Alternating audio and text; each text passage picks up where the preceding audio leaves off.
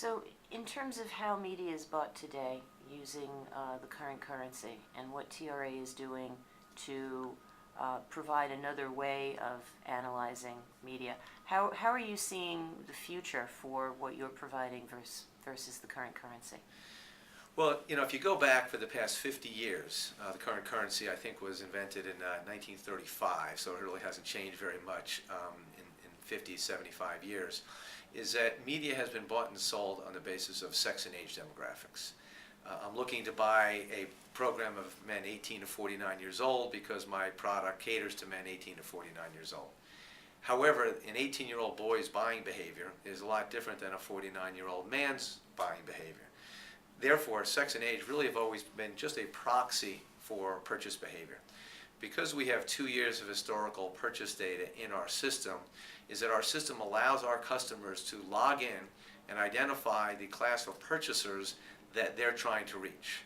So for instance, like in a political campaign where Obama and McCain may have been going after swing voters and trying to put their ad dollars in places like Ohio and Pennsylvania and Palm Beach County, and if they could have identified which TV shows are being watched by more swing voters than not, that's where they would have put their ad dollars.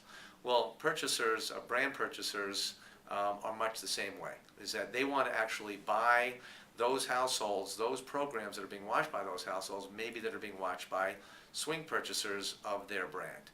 And our system allows you to do that. You can log into the system, you can define how many people you're looking for that are buy more than $25 versus carbonated soft drinks. And within that category, maybe you want to find people that 33% of the time are buying your particular brand of carbonated soft drink. You can actually identify that in our system. You can then run a ranker, and it will rank the networks and programs that index the highest for that class of purchaser that you're trying to reach. And then we've built a system into our Media Analytics platform that is actually a recommendation engine, which will actually recommend an entire campaign based upon the class of purchaser that you're trying to reach. And this recommendation engine actually allows you to define what ratings you want, what level of index you want, whether you've made a commitment in allocating to a particular network, and then it'll spit out an entire campaign, and it even allows you to do an override. So if there's a particular program that got kicked out, is that you can put them back in.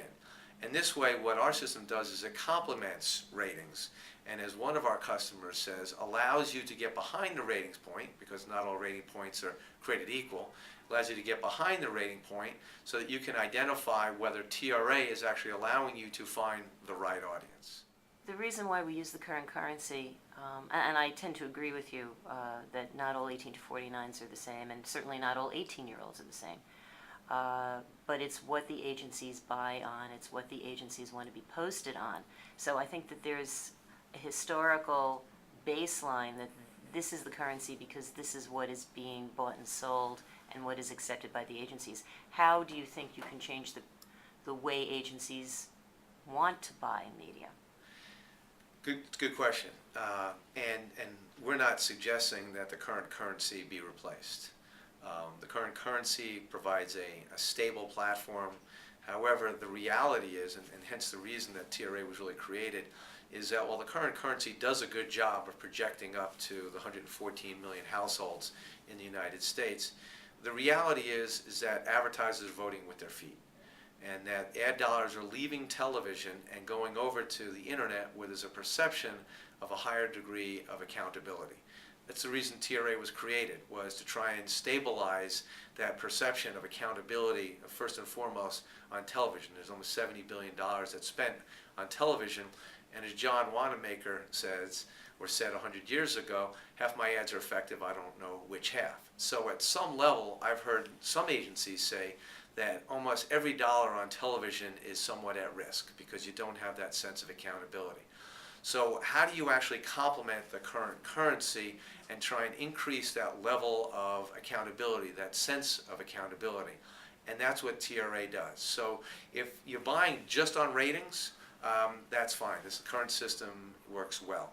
But if you really want to know that you're reaching the right eyeballs, and the result is that may increase the products that you're advertising, is that you'll use TRA as a complement. It may actually corroborate that you've bought correctly in the past. It may actually also give you a sense that you should reallocate some of your ad dollars into other programs within that network. It may give networks an opportunity to convince advertisers that didn't advertise on their network before, maybe because they had slightly lower ratings, that they should now advertise on that network.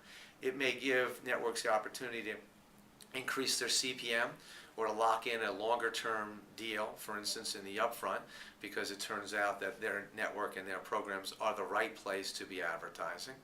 And agencies and advertisers now can look at the whole television ecosystem more holistically and say, should I be reallocating across different networks or within one network across different programs, because the TRA data would allow me to understand whether or not the ratings by themselves, the current currency by themselves, is the right way to be buying and selling.